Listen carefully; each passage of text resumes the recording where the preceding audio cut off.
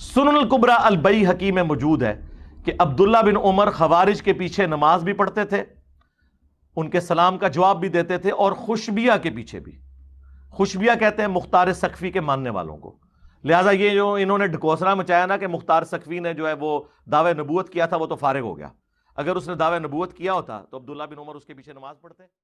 السنن الکبری للبیہقی سے مرزا جیلمی نے ایک روایت پڑھی اور کہا کہ عبداللہ بن عمر رضی اللہ تعالیٰ عنہ خوارج کے پیچھے اور خشبیہ کے پیچھے نماز پڑھا کرتے تھے اور ان کو سلام کا جواب بھی دیا کرتے تھے۔ لفظ ہے ویسے خشبیہ، اور مرزا جیلوی نے بولا خشبیہ۔ یہ خشبیہ ہے، خشب کہتے ہیں لکڑی کو، اور لکڑی کی طرف نسبت کی وجہ سے ان کو خشبیہ کہا جائے، اور اس کا ایک خاص پس منظر ہے ان کی وجہ تسمیہ کا۔ تو خشبیہ کے پیچھے اور خوارج کے پیچھے نماز پڑھا کرتے تھے اور ان کو سلام کا جواب بھی دیا کرتے تھے۔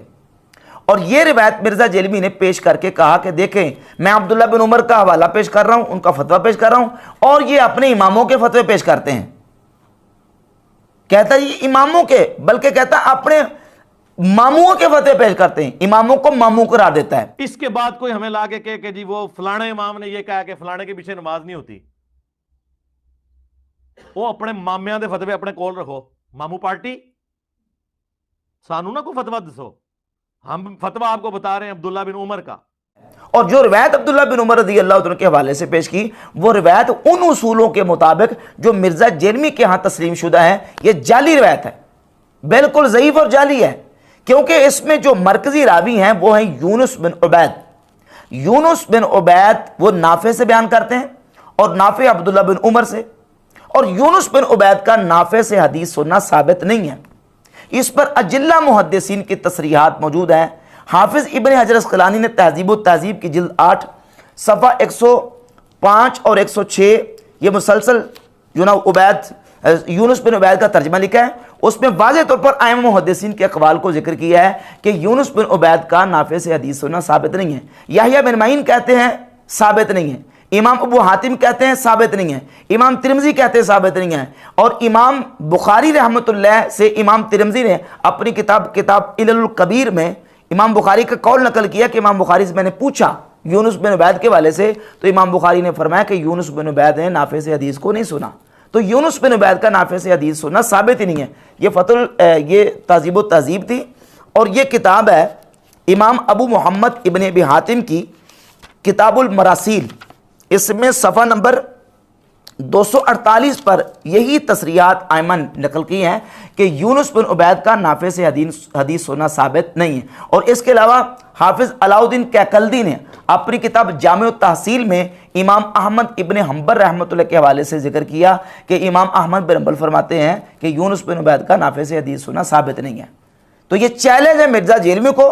اور مرزا جیلمی کے جتنے فالورز ہیں، 1 مہینے تک، 1 سال تک، 10 سال تک، اور اپنی زندگی تک مرزا جیلمی یونس بن عبید کا نافع سے حدیث سننا ثابت کرے۔ بالکل قیامت آ سکتی ہے لیکن مرزا جیلمی یونس بن عبید کا نافع سے حدیث سننا ثابت نہیں کر سکتا۔ یہ روایت منقطع ہے، اور جعلی حدیث سے جعلی روایتیں پیش کر کے صحابہ کرام کے حوالے سے کہتے ہیں صحابہ کرام اور عبداللہ بن عمر رضی اللہ تعالیٰ عنہ وہ مختار سقفی کے ماننے والوں کے پیچھے اور خوارج کے پیچھے نماز پڑھا کرتے تھے۔ دلیل کیا ہے؟ دلیل ہے سنن الکبری بیہقی کی روایت جلد 3 صفحہ 122 پہ، وہ اس میں یونس بن عبید نافع سے حدیث بیان کریں اور ان کا حدیث سننا ہی ثابت نہیں ہے۔ اور پھر دوسری بات یہ ہے کہ یونس بن عبید یہ مدلس ہے، اور مدلس بھی طبقہ ثالثہ کے، طبقہ ثالثہ تیسرے طبقے کے، اور اس میں ان کے ساتھ بیان کر رہے ہیں، سما کی تصریح بھی موجود نہیں۔ اور یہ مرزا جیلمی کا بابا ہے زبیر علی زئی، یہ ان کی کتاب ہے الفتح المبین، اس کے صفحہ نمبر 48 پہ زبیر علی زئی نے یونس بن عبید کو طبقہ ثالثہ کا مدلس مانا، تیسرے طبقے کا، اور سما کی تصریح بھی موجود نہیں ہے۔ لہذا یہ روایت بالکل پکی ٹھکی جعلی اور ضعیف روایت ہے۔ اگر مرزا میں کوئی علمی دمخم ہے یا مرزا کے کسی فالور میں، تو وہ اس حدیث کو صحیح ثابت کریں، بس یونس بن عبید کا نافع سے حدیث سننا ثابت کر دیں۔ جب حدیث سننا ہی ثابت نہیں ہے تو یہ حدیث کسی صورت میں صحیح نہیں ہے، جعلی حدیث ہے۔ اور پھر سیدنا عبداللہ ابن عمر رضی اللہ تعالیٰ عنہ کا جو اپنا ذاتی عمل ہے، وہ ذاتی عمل ان کا یہ ہے کہ وہ تو بد مذہب کو سلام کرنے کے روادار ہی نہیں تھے، جواب دینے کے روادار نہیں تھے۔ اور اس کی دلیل یہ ہے کہ جامع ترمذی میں 2152 نمبر حدیث ہے، اور یہ صحیح حدیث ہے کہ کسی شخص نے آ کے عبداللہ بن عمر رضی اللہ تعالیٰ عنہ سے کہا کہ فلاں شخص آپ کو سلام کہتا ہے، تو آپ نے فرمایا کہ میرا اس کو سلام نہ کہنا، کیونکہ مجھے پتہ چلا ہے کہ وہ گمراہ ہو گیا ہے، وہ بد مذہب ہو گیا ہے، اس نے کوئی بدعت ایجاد کر لی ہے، تو چونکہ وہ بدعتی ہو گیا، گمراہ ہو گیا، بد مذہب ہو گیا ہے، لہذا میرا اس کو واپس سلام نہیں کرنا۔ تو عبداللہ بن عمر رضی اللہ تعالیٰ تو ایسے لوگوں کو سلام کرنے کے روادار نہیں تھے، جائے کہ ان کے پیچھے کھڑے ہو کے نمازیں پڑھے۔ اور پھر جہاں تک تھی بات اس روایت کی اسنادی حیثیت کی، دیگر احادیث صحیحہ بھی اس کی مخالفت کر رہی ہیں۔ اور پھر خوارج تو وہ ہیں جن کو نبی پاک علیہ الصلوۃ والسلام نے جہنم کے کتے قرار دیا، ان کے بارے میں سخت وعیدی احادیث اور وعیدی روایت موجود ہے خوارج کے۔ عبداللہ بن عمر رضی اللہ تعالیٰ عنہ کے پیچھے نماز کیسے پڑھ سکتے ہیں؟ اور پھر عبداللہ بن عمر رضی اللہ عنہ کے حوالے سے یہ اس نے کہا کہ دیکھیں اس سے یہ ثابت ہوا کہ عبداللہ بن عمر جو نا خوشبیہ، حالانکہ لفظ خوشبیہ کے پیچھے نماز پڑھا کرتے تھے، اور خوشبیہ جو ہے وہ مختار سقفی کے ماننے والوں کو کہتے ہیں۔ اس سے پتہ چلا کہ مختار سقفی جو ہے اس نے اگر نبوت کا دعویٰ کیا ہوتا تو عبداللہ بن عمر کے پیچھے نماز کیوں پڑھتے؟ ثابت ہوا کہ یہ بہتان ہے۔ مرزا جیلمی بھی، اور مرزا جیلمی کا جو بڑا ماموں، بڑا بابا ہے مولوی اسحاق، وہ بھی کہتا ہے کہ مختار سقفی کے اوپر زبیریوں نے یہ بہتان لگایا کہ وہ اس نے نبوت کا دعویٰ کیا تھا اور وہ کذاب تھا، جبکہ احادیث موجود ہے، نبی کریم علیہ الصلوۃ والسلام کی پیشگوئیاں موجود ہیں، صحیح بخاری مسلم میں احادیث اور روایت موجود ہیں، جن روایات سے امت کے اماموں نے، امت کے محدثین نے یہی سمجھا، صحابہ اکرام کے اقوال موجود ہیں، تابعین کے اقوال موجود ہیں، اور پھر ائمہ اہل بیت کے اقوال موجود ہیں کہ مختار سقفی وہ کذاب تھا۔ اس کے کذاب ہونے کی صحیح سندوں سے جو احادیث اور روایت موجود ہیں ان میں صراحت موجود ہیں۔ اور پھر عبداللہ ابن عمر رضی اللہ تعالیٰ کی ذات گرامی قدر سے بھی باقاعدہ صحیح سندوں کے ساتھ ثابت ہے کہ عبداللہ ابن عمر رضی اللہ تعالیٰ بھی مختار سقفی کو کذاب سمجھتے تھے۔ ایک دلیل میں آپ کے سامنے رکھتا ہوں، المعجم الاوسط، امام طبرانی رحمۃ اللہ کی کتاب، اس میں روایت نمبر 924 ہے۔ ابو اسحاق کہتے ہیں قلت لعبداللہ ابن عمر ان المختار یزعم انہ یوحى الیہ۔ ابو اسحاق کہتے ہیں میں نے عبداللہ بن عمر رضی اللہ عنہ سے عرض کیا کہ مختار سقفی دعویٰ یہ کرتا ہے، گمان یہ کرتا ہے کہ اس پر وحی کی جاتی ہے۔ فقال صدقہ، تو عبداللہ بن عمر نے فرمایا اس نے سچ کہا۔ کیوں؟ ان الشیاطین لیوحون الی اولیائہم، کیونکہ شیطان اپنے دوستوں کی طرف وحی کرتے ہیں، تو جو مختار سقفی کے اوپر وحی آتی ہے وہ شیطانی وحی ہے۔ اب وہ اس سے اتنی بات بالکل واضح اور ثابت ہوگی کہ عبداللہ بن عمر رضی اللہ تعالیٰ کی ذات گرامی قدر اس بات کو جانتے تھے کہ مختار سقفی وہ وحی کا دعویٰ کرنے والا ہے۔ اور پھر اس کے ساتھ اسی روایت کے اوپر امام حیثمی نے اپنی کتاب مجموع الزوائد میں روایت نمبر 12488 ذکر کر کے کہا رواہ الطبرانی فی الاوسط، امام طبرانی نے اس کو اپنی کتاب المعجم الاوسط میں ذکر کیا، ورجالہ رجال الصحیح، اور اس کے رجال صحیح کے رجال ہیں۔ اور اسی مضمون کی ایک روایت مسند احمد ابن حنبل میں روایت نمبر 5949 موجود ہے،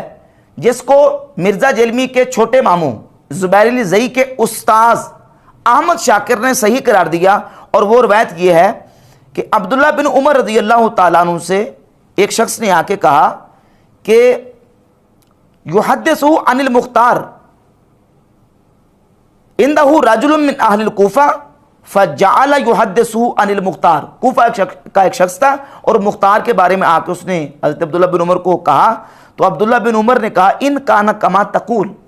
اگر ایسے ہی ہے جس طرح تم کہہ رہے ہو، فإنی سمعت رسول اللہ صلی اللہ علیہ وآلہ وسلم یقول، تو میں نے رسول اللہ صلی اللہ علیہ وآلہ وسلم سے سنا ہے، حضور نے فرمایا ان بین یدی الساعۃ 30 دجالا کذابا،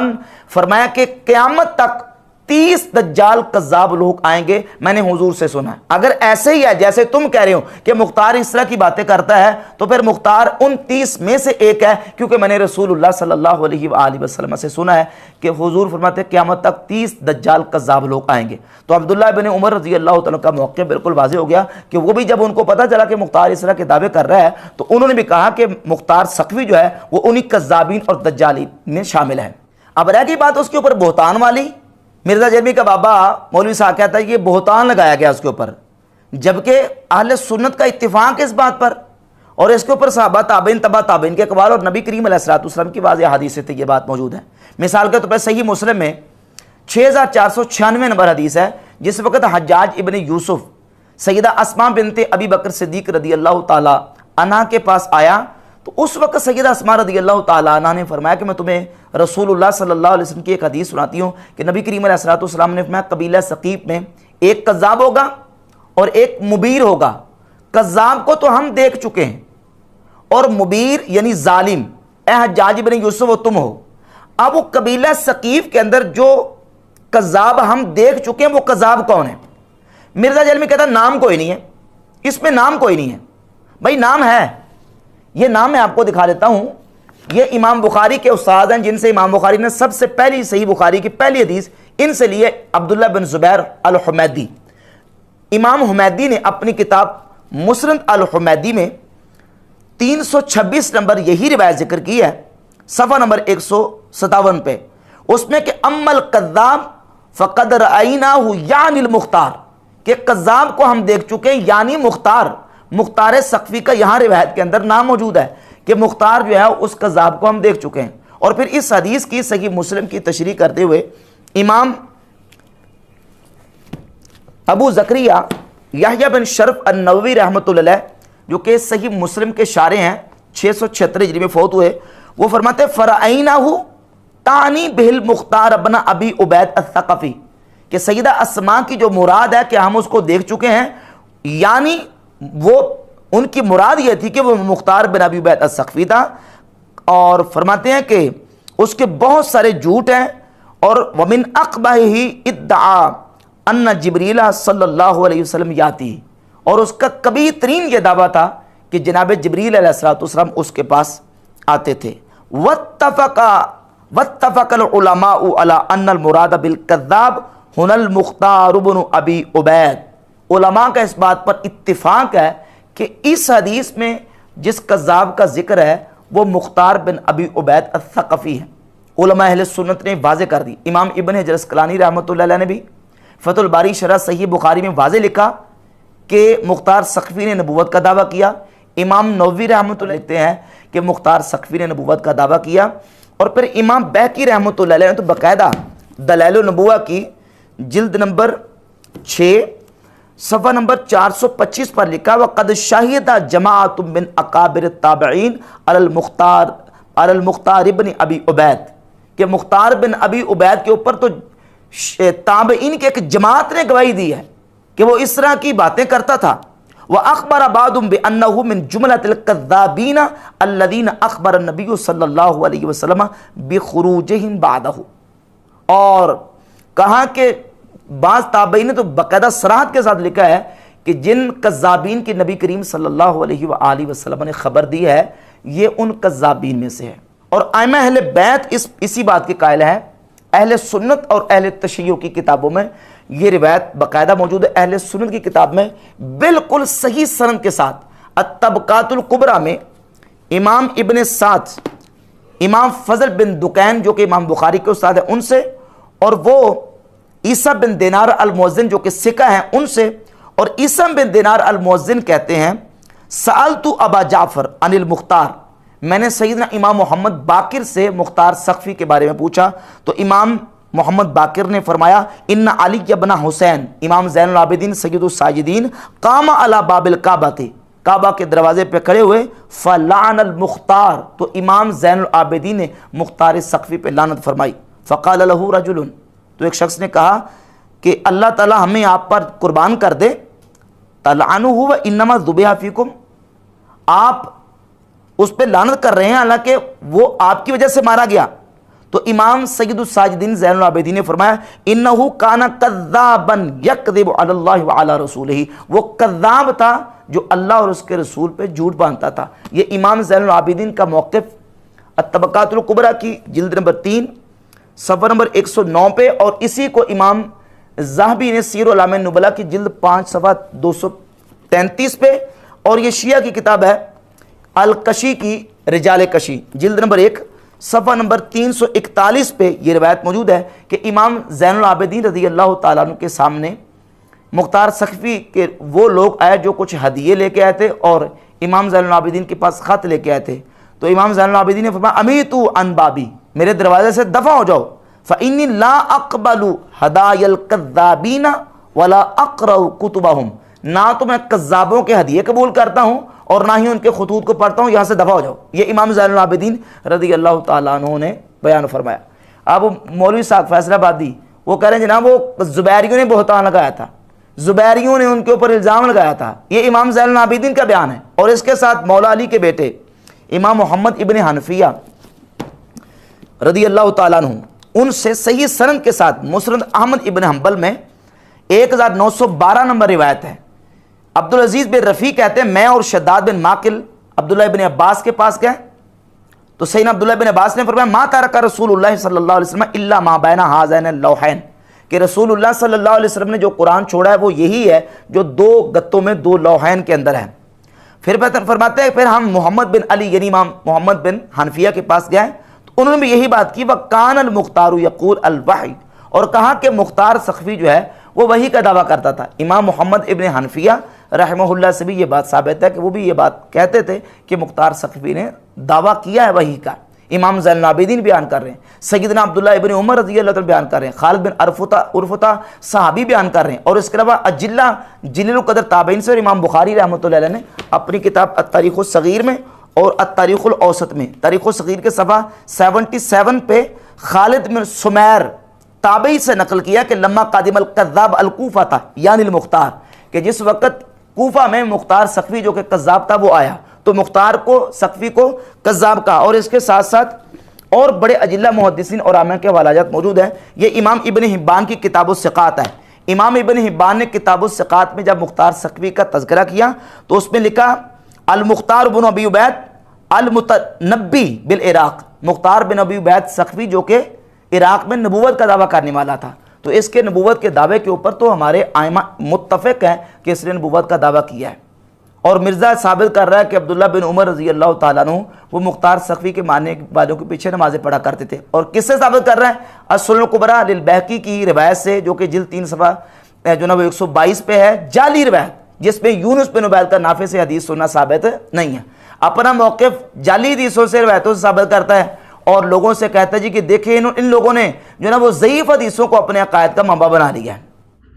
اہل تشیع کے بارے میں آپ نے کس بنیاد کے اوپر تکفیر ان کی؟ ان کے بعد چلے امام بخاری رحمۃ اللہ کا واللہ، یہ کتاب امام بخاری کی خلق و افعال العباد دارالکتب العلمیہ بیروت لبنان سے چھپی ہے۔ اس کے صفحہ نمبر 11 رقم نمبر 40 پر امام بخاری روافض کے بارے میں اپنا نقطہ نظر اور نظریہ بیان کرتے ہیں۔ فرماتے ہیں ما ابالی صلیت خلف الجہمی الرافضی ام صلیت خلف الیہود والنصارہ، رافضیوں کو امام بخاری نے یہود و نصارہ کے ساتھ ملایا ہے۔ مرزا صاحب رونار ہو رہے تھے کہ جناب وہ یہودیوں عیسائیوں کے ساتھ ملا دیتے ہیں، کس نے ملایا ہے؟ یہ امام بخاری نے ملایا ہے، خلق و افعال العباد۔ ان روافض کو جو صحابہ کرام رضی اللہ تعالیٰ عنہ کو برا کہتے ہیں اور صحابہ کرام رضی اللہ تعالیٰ عنہ کے بارے میں تان و تشنیع کرتے ہیں، امام بخاری فرماتے ہیں مجھے کوئی پرواہ نہیں ہے، میں برابر سمجھتا ہوں میں کسی رافضی کے پیچھے نماز پڑھوں یا کسی یہودی یا عیسائی کے پیچھے نماز پڑھوں، یہودی اور عیسائی کے پیچھے نماز پڑھنا اور رافضی کے پیچھے نماز پڑھنا میرے نزدیک برابر ہے۔ ولا یسلم علیہم، فرماتے ہیں ان کو سلام بھی نہ کیا جائے، ولا یعادون، اور وہ بیمار پڑ جائیں تو ان کی عیادت بھی نہ کی جائے، ولا یناکحون، اور ان کے ساتھ نکاح نہ کیا جائے، ولا یشہدون، اور ان کے جنازوں میں شریک نہ ہوا جائے، ولا توکل ذبائحہم، اور روافض کا ذبیحہ نہ کھایا جائے۔ یہ کس کا نظریہ؟ امام بخاری رحمۃ اللہ علیہ کا۔ کہتا ہے یہ اپنے میں صحابہ کی بات کرتا ہوں اور یہ اماموں کی بات کرتے ہیں، یہ اپنے مامے اپنے کو رکھو، اماموں کو مامے کرا دیتا اور یہ ہے ہمارے امام، امام بخاری رحمۃ اللہ علیہ۔ امام بخاری فرماتے ہیں رافضیوں کے پیچھے نماز پڑھنا میرے نزدیک یہود و نصارہ کے پیچھے نماز پڑھنا برابر ہے۔